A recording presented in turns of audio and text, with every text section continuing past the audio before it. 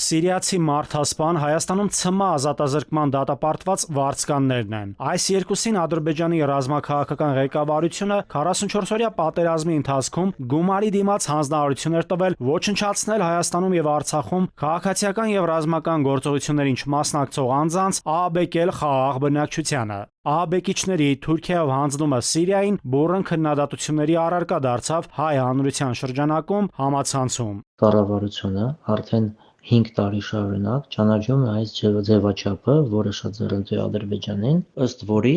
հայ գերիները կամ պատանդները առևտրի համար են նախատեսված։ Նույն ձեռագիրն է։ Նախկինում էլ Ալիևը Բաքվում գտնվող գերեվարված հայերին փոխանցում էր Հայաստանին, փոխարենը ստանում ականապատված տարածքների քարտեզներ։ Այդ առևտուրը շատ վտանգավոր process էր, ինչի մասին այն ժամանակ խոսում էր համ ընդդիմությունը, համ անկախ փորձագետները, ասելով, որ Ադրբեջանը շարունակելու է այսպես վարվել, ինքը վերցնելու է նոր գերիներ եւ այդ գերիներին Հայաստանին փոխանցելու համար ինչ որ նոր բանը պահանջելու։ Գերիները դառնալու են առևտրի առարկա Ադրբեջանի համար։ Ըստ քաղաքագետի չի բացառվում, որ այդ երկուսը Սիրիայում հերոսացվեն, ինչպես քնած մարդուն կացնահարող Սաֆարովի դեպքում եղավ Բաքվում։ Կարող են իրենց օգտագործել, որ ոնց որ Ռամիլ Սաֆարովին հերոսացնել եւ ցույց տալ, որ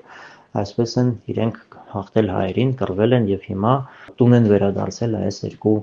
իրենց զինվորները։ Կարող են ասել հակառակը, որ այս մարդիկ ընդհանրապես պատերազմի մասնակից չեն, իրենց ուղղակի առևանգել են եւ ստիպել են հայ ցուցմունքները տալ, որոնք իրենք Հայաստանում են տվել։ Քաղաքագետ վերլուծաբանների մի հատված էլ այն կարծիքին է, որ Ալիևի պահանջն է եղել վերադարձնել ահաբեկիչներին։ Դե պետք է նախընտրականի վրա աշխատելու են, էլի։ Այս ամեն ինչը իր շրջանը սյուր Իրանի շուրջ է պատտվում։ Ահաբեկիչներ, Իրան, գերիների փոխանակում, այդ երկուսին տալը փաթեթավորում են 4-ին բերելով։ Այդ 4-ը ինչ կապ ունեն Արցախի ռազմաքաղաքական ղեկավարության հետ։ Շարքային մարդիկ են դերևարված։ Այսինքն խնդիրը ոչ թե 4-ին բերելն էր, խնդիրը 2-ին տալն էր։ Այդ երկու իրադարձությունները իրար հետ կապ չունեն։